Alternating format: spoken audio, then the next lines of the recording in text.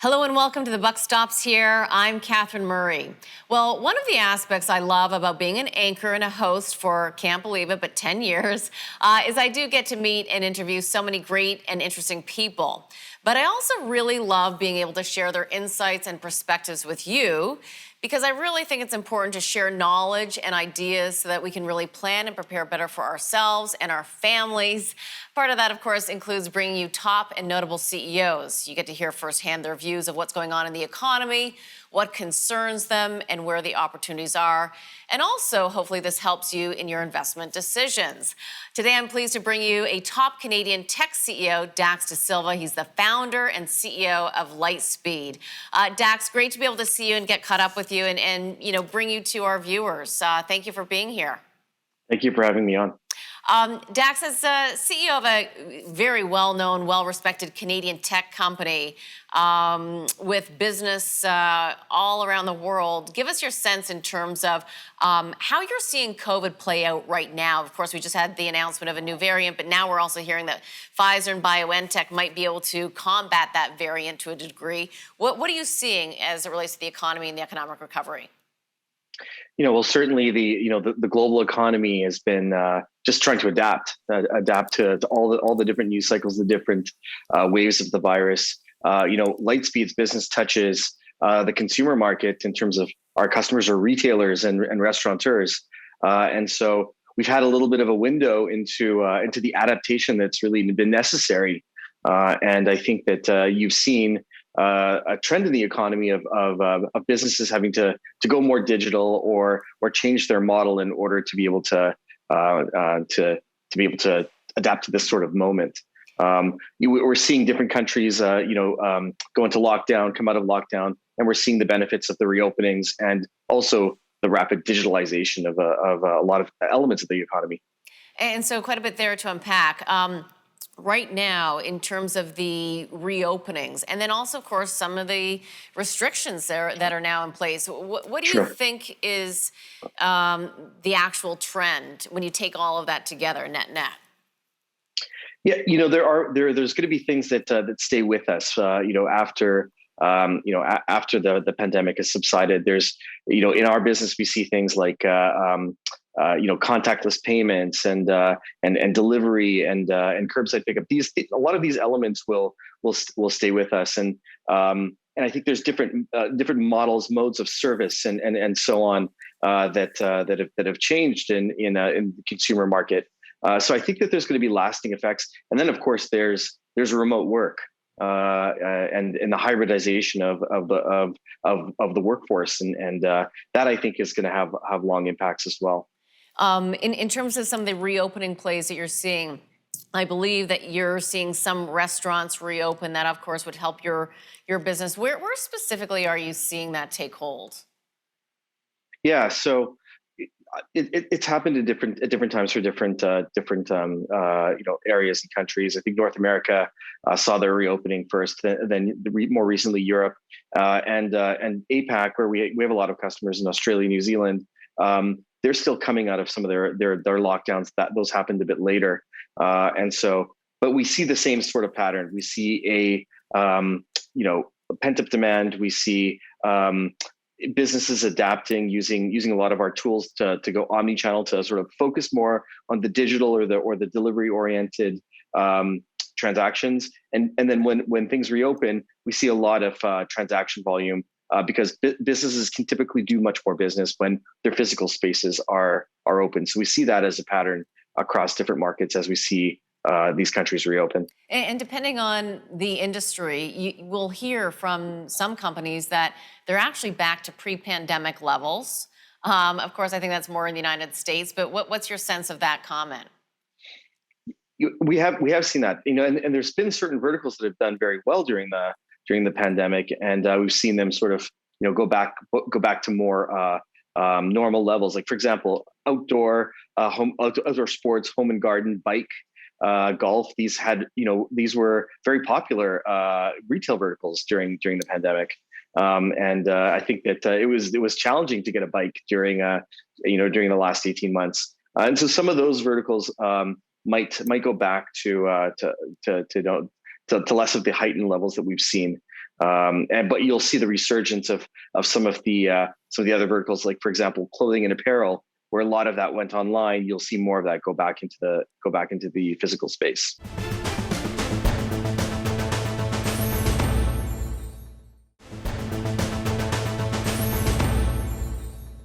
Dax, I do want to pick it up on what you just mentioned, the expectation that we will see people go back into bricks and mortar, retail. Can't wait. Well, I'm already doing it. But you did just announce a really interesting partnership with the Bay this past week. Can you tell us a little bit about what that entails? Yeah, so we're really innovating and helping businesses like the Bay, large department stores, do digitize their buying process, and working with all the different brands. And this is through the technology that we brought into the company through the acquisition of New Order. And they work with many of the independent retailers that we've traditionally worked with, but also they're working with some of the larger names like the Bay. And so the brands that want to connect to businesses like the Bay can also, in the future, connect to all of the independent retail stores.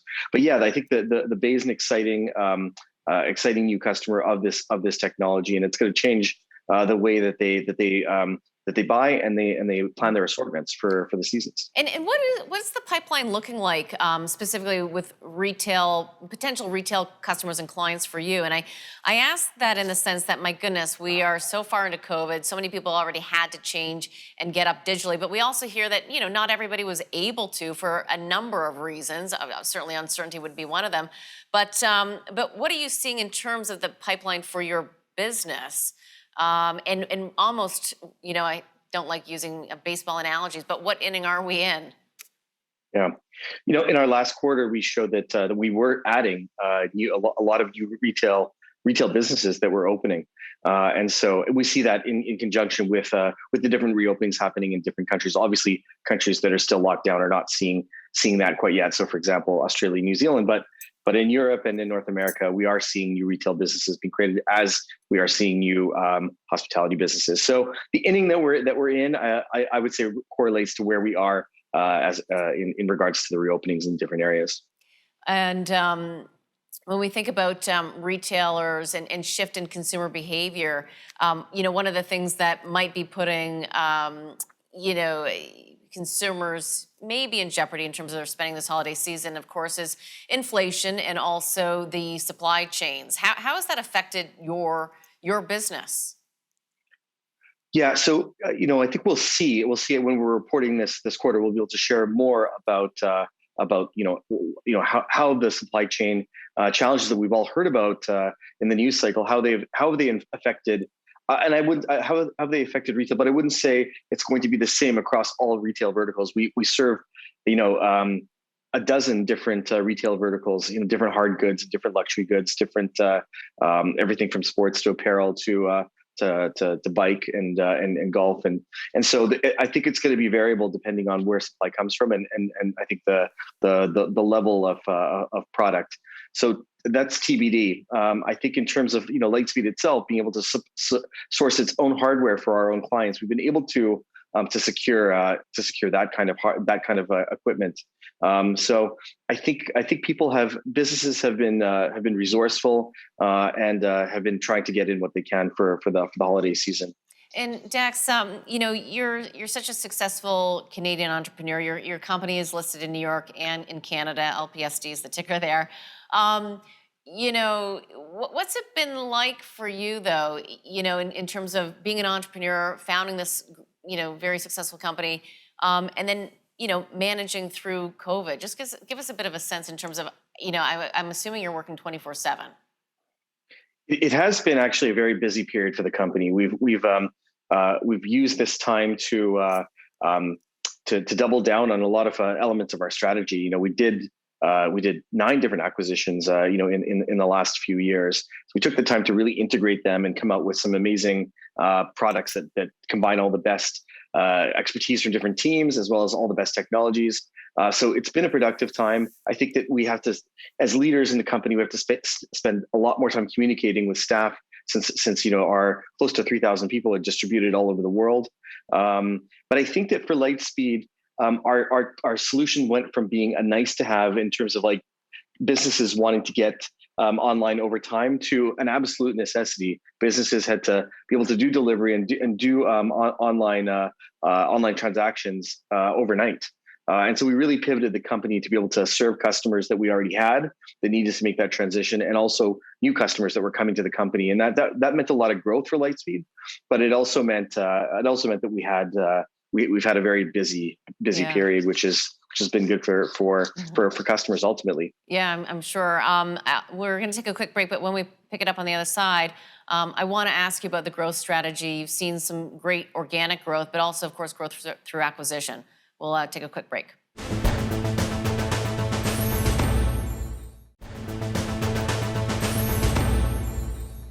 Dax, I just want to pick it up in terms of the growth strategy. You know, as you mentioned, you've done a number of acquisitions to fuel growth, but you also have very strong organic growth. What's the plan as you look out the next couple of years? Yeah, Lightspeed is a very strong organic grower. In the last quarter, it was 58% organic growth. But when you combine the acquisitions from the last 12 months, it's about 193%. So it's a definitely combination of growing this business in what is a market that's really up for grabs. We're at 156,000 customers in a market of 40 million plus potential customers for Lightspeed. So we're happy with where we are, but we're really scratching the surface. So there's a lot of room for us to grow, and we're growing a lot at the expense of the legacy players that don't offer the tools to help these businesses go digital. And as we've seen in this last period, that's absolutely necessary for these businesses to be able to thrive in today's consumer market. And Dax, I'm no tech expert at all, frighteningly so. But I am always still curious in terms of what it is about your company or any company that is able to compete better than some of the legacy companies. What is it specifically about the tech or your approach to tech?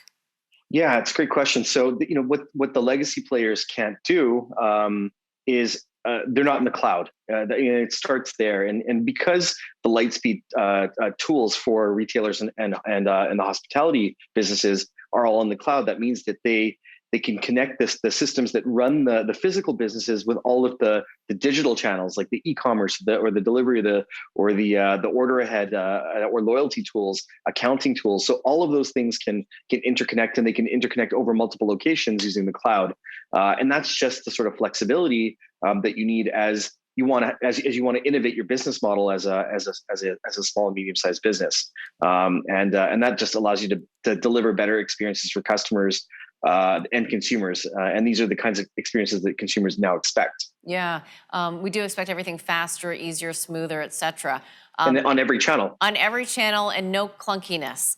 100%. Yeah, with a lot of speed. Yeah. I'm wondering though, it's interesting because the size of the market that you've just mentioned and just scratching the surface leads me to ask you, well, what's the competition like, and what are these legacy players trying to do to not become even more of a legacy? We've seen a lot of the legacy players go more up market and more or less abandon the small medium-sized business market, and do more enterprise. And we're not really a fit for enterprise. We're building a tool that's configurable enough that many different kinds of small and medium-sized businesses can use the tools, but we're not doing custom software for particular enterprises. So a lot of the legacy players have gone in that direction. There's other cloud players in the market, but they're really targeting different segments of SMBs. So they might work with much smaller merchants with less complexity. Lightspeed specializes in those retailers that have tens or hundreds of thousands of products in their inventory, or restaurants that may be integrated with hotels that do fine dine, that do multiple locations. So we're really replacing the legacy that did those more complex businesses. And in terms of the acquisition strategy and the fact that you're able to also grow through acquisitions, obviously it's something that looks attractive to you. Why is that? Is it about buying the technology? Is it or the customers, or is it just a very fragmented business? When you talk about the size of the business, what does the industry look like as to why you even want to make these acquisitions? Yeah, so we a lot of the acquisitions do fall into the category of adding new capabilities to our platform. Let's say, for example, loyalty. We would buy a loyalty platform that's from a team that spent maybe 5 years building it out and integrate it with the Lightspeed platform to benefit all of our customers. So that's one example. But we've also acquired companies that were serving complex merchants with cloud-based systems in other countries. And that what that gives us is it gives us additional technology teams that are in the go-to-market or support areas that have added to our teams. And of course, a lot of these companies have a lot of the same DNA as Lightspeed. They're serving the same type of customer segment, but in a different part of the world. So it's allowed us to accelerate Lightspeed's penetration into many different parts of the world by offering one solution globally, and that's really the goal: is to bring together these acquisitions and then offer one flagship product everywhere. And are you seeing one region? I don't know if it's the United States or if it's Canada in terms of where you're actually finding more acquisition targets. I think we've been very successful in North America, but also Europe has been a big story for us, as well as Asia Pacific. And so Lightspeed's always really had a very global DNA, and it's reflected in the acquisition strategy.